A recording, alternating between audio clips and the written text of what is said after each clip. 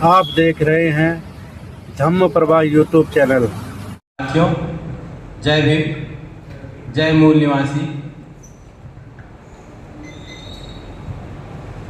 सामने बैठे सम्मानित मंच का अभिवादन करते हुए, जो आज का हमारा क्लस्टर कन्वेंशन का जो हमारा सब्जेक्ट है, विषय है, वो है राष्ट्रीयकरण का पैगाम, निजीकरण पे लगाम। अर्थात राष्ट्रीयकरण से लोकतांत्रिक राज्य समाजवाद की ओर। मेरे से पहले सभी वक्ताओं ने इस पे अपने अपने विचार, बहुत अच्छे विचार दिए और सबका सम्मान है। अभी साथियों, विषय बहुत सारे साथियों ने बताया और विषय की गंभीरता पे अपना जो चिंता जाहिर की कि सच में ये विषय निजीकरण का बहुत गंभीर विषय है। हमारा जो समाज है, सीधे तौर पे ये जो हमारे मूल निवासी बहुजन समाज, जो इस देश के बहुसंख्यक समाज है, ये मुद्दा इससे सीधे जुड़ा हुआ है। उनके जीवन, परिवार, समाज इससे सीधे रूप से प्रभावित होता है। उनका शिक्षा, स्वास्थ्य, रोजगार इस मुद्दे से, विषय से जुड़ा है। इसलिए इस विषय की व्यापक रूप से राष्ट्रव्यापी अभियान के तहत पूरे देश में लगभग 200 डिस्ट्रिक्ट में एक साथ एक दिन, जहां जहां बामसेव की डिस्ट्रिक्ट बॉडी है, दूसरे संगठनों के साथ मिलके इसको लगाया जा रहा है, जिससे इस विषय को आसान शब्दों में जन जन तक पहुंचाया जाए। इस पर चर्चा करके विषय की इसके विरुद्ध सभी को एकजुट करके एक व्यापक आंदोलन खड़ा किया जा सके और निजीकरण पे लगाम लगाकर देश में एक सच्चे लोकतांत्रिक समाजवाद की स्थापना करी जा सके। साथियों, ये क्लस्टर कन्वेंशन का कार्यक्रम आज से लगभग 5-6 साल पहले बामसेव ने इसको डिजाइन किया। इसको डिजाइन करने के पीछे एक कारण था। ये BS4 एक कार्यक्रम लॉन्च किया 2019 जनवरी से। BS4 मतलब भारतीय संविधान सम्मान सुरक्षा संवर्धन, S4 बार। तो ये कार्यक्रम क्यों लॉन्च किया गया था कि अगस्त 2018 के अंदर जंतर मंतर पे कुछ लोगों ने संविधान की प्रतियां फाड़ी, जलाई। तो इससे कोई भी समाज में कोई आगे नहीं आया इसको विरोध करने के लिए। इस पे किसी ने चिंता जाहिर नहीं करी। तो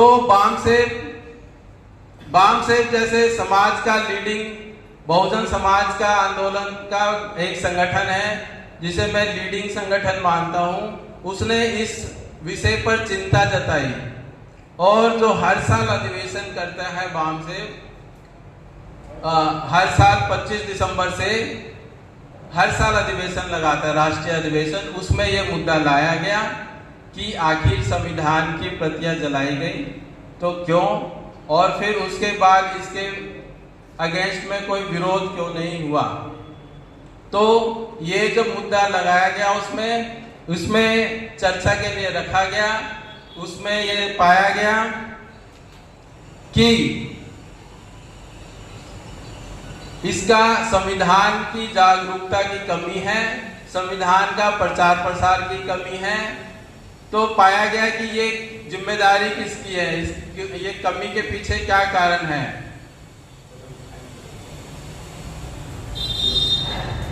तो वहां पे ये तय किया गया कि सबसे ज्यादा संविधान से जिसने फायदा उठाया है, जिसको लाभ प्राप्त जो वर्ग है, उसकी जिम्मेदारी फिक्स करी जाए इस पे कि संविधान का प्रचार प्रसार करने पे।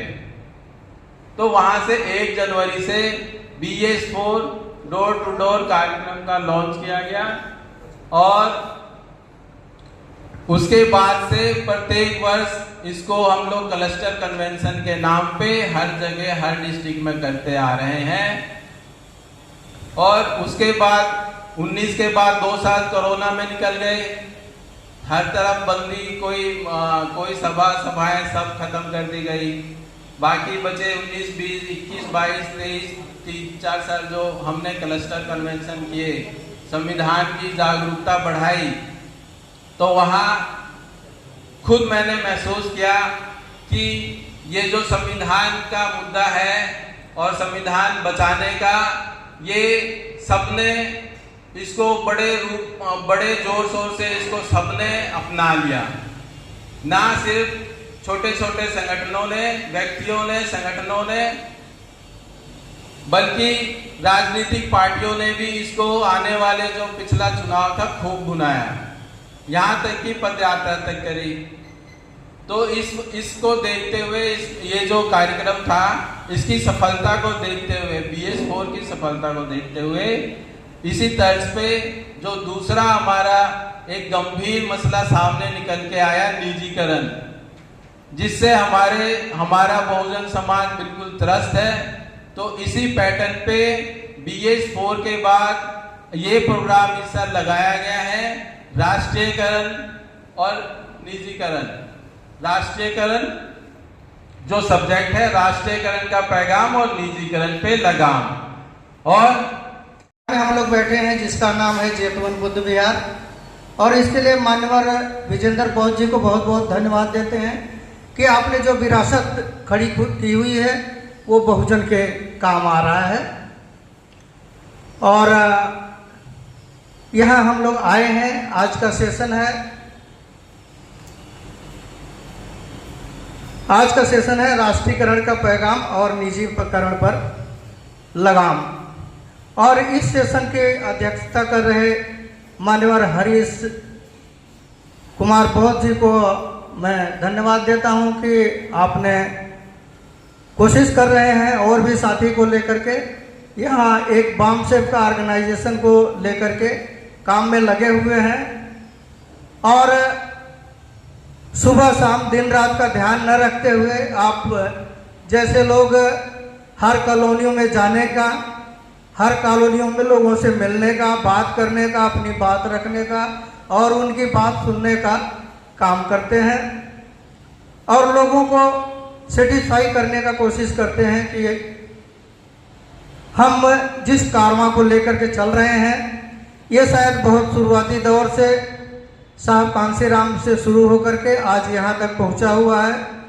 और इसमें कहीं न कहीं हमारी भलाई छुपी हुई है। अगर इस कारवां को हमारे गवर्नमेंट एम्प्लॉई अगर इस पर ध्यान नहीं देंगे तो इसको आगे चलाने वाला फिर कौन होगा। मजदूर वर्ग अपना काम में व्यस्त है और अगर कर्मचारी वर्ग भी अपना खाने पीने में भी व्यस्त हो जाएगा तो फिर इस कारवां को बढ़ाने में बहुत ही मुश्किल हो जाएगा और जो हमारे महापुरुषों का सपना है वो आगे बढ़ पाने में सफलता के दौर में पीछे रह जाएगा। हमारे साथ साथ यहाँ पुरुष वर्ग के साथ साथ महिलाओं की भी भागीदारी होनी चाहिए, ज़्यादा संख्या में होनी चाहिए, क्योंकि सारे संस्कार सारे व्यवहार महिला वर्ग द्वारा संपन्न किए जाते हैं और जितना ज़्यादा महिला वर्ग तैयार होगा उतना ज़्यादा हमारा कारवां आगे बढ़ेगा और जितना हम महिलाओं को तैयार कर पाएंगे उतना हमारा समाज अंधकार और अंधविश्वास से बाहर निकल पाएगा, ऐसा हम समझते हैं। सरकार अक्सर कहा करती है कि महिलाओं को 33% आरक्षण 33% आरक्षण दो। हमारे बीच 3 महिलाएं हैं और करीब करीब उस मुकाम में नज़दीक में है, तो एक बार महिलाओं के लिए ताली हो जाए। कि इनकी भागीदारी हमारे लिए बहुत ही प्रशंसनीय। सबसे पहले ये जो हमारा वामशिक राष्ट्रीयकरण का पैगाम निजीकरण पे लगाम, जो हमारा आज एक विषय है, इस पे हम आज चर्चा करेंगे। इसके पहले मैं कुछ कहना चाहूँगा इस विषय में। बुद्ध की करुणा, फूले का संघर्ष, साहू जी का न्याय और बाबा साहेब की समानता, इन्हीं महान क्रांतिकारी विचार को जन जन तक पहुँचाने वाले, बहुजन समाज को उनके अधिकारों के प्रति जागरूक करने वाले हमारे सभी कार्यकर्ताओं और प्रबुद्धजनों का हम सम्मान करते हैं। वामसिक जो कि पिछले लगभग 45 वर्षों से पूरे भारत में कार्यरत हैं तथा अपना इस नाम से लगभग सभी लोग परिचित होंगे।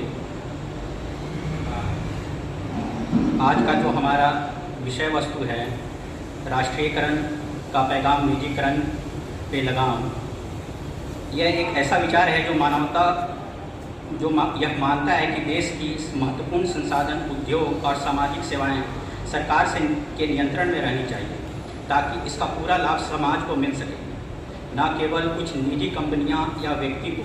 यह विचार सामाजिक न्याय और समान अवसर के जन कल्याण पर आधारित होनी चाहिए। राष्ट्रीयकरण के अर्थ के रूप में हम समझ सकते हैं कि निजी उद्योग, बैंक, बीमा कंपनी एवं अन्य संस्थाएं का स्वामित्व एवं नियंत्रण सरकार के हाथों में आ जाए। जैसे पहले भी यह हो चुका है। 1969 में बड़े बैंकों का राष्ट्रीयकरण हुआ, 1956 में LIC का राष्ट्रीयकरण हुआ। राष्ट्रीयकरण का पैगाम क्यों जरूरी है, इसके विषय में भी हमें कुछ जानना चाहिए। राष्ट्रीयकरण का पैगाम जानने के लिए सबसे पहले हमें यह जानना है कि राष्ट्रीयकरण के क्या क्या फ़ायदे थे, क्या क्या फ़ायदे हैं। यह जनता के हित के सर्वोपरि है। इसका उद्देश्य सिर्फ लाभ कमाना नहीं बल्कि जनता की सेवा करना है तथा किसान, मजदूर एवं पिछड़े वर्गों को समान अवसर मिलता है। इसमें आर्थिक समानता का भी सभी को अवसर मिला है। रोजगार की सुरक्षा भी मिली है। आवश्यक सेवाओं की उपलब्धता, शिक्षा, स्वास्थ्य, बैंकिंग, बिजली, पानी, परिवहन जैसी दूर दूर सेवाएं दूर दूर क्षेत्रों तक पहुंचाई जा सकती हैं। निजीकरण पे लगाम के विषय में मैं यह कहना चाहूँगा कि निजीकरण का लगाम हमें क्यों ज़रूरी है, क्योंकि निजीकरण के चलते आजकल मुनाफाखोरी की प्रवृत्ति, सामाजिक असमानता, रोजगार पे भी इसका काफ़ी प्रभाव पड़ रहा है। तो इन सभी बातों को लेकर हम आज चर्चा करने वाले हैं, जिसके लिए हमारे काफ़ी वरिष्ठ वक्ता हमारे यहाँ इस मंच पे उपस्थित हैं। अंत में मैं यह कहना चाहूँगा, राष्ट्रीयकरण के पैगाम और निजीकरण पे लगाम यह हमें संदेश देता है कि देश की महत्वपूर्ण संपत्तियाँ और आवश्यक सेवाओं जनहित में संचालित हों।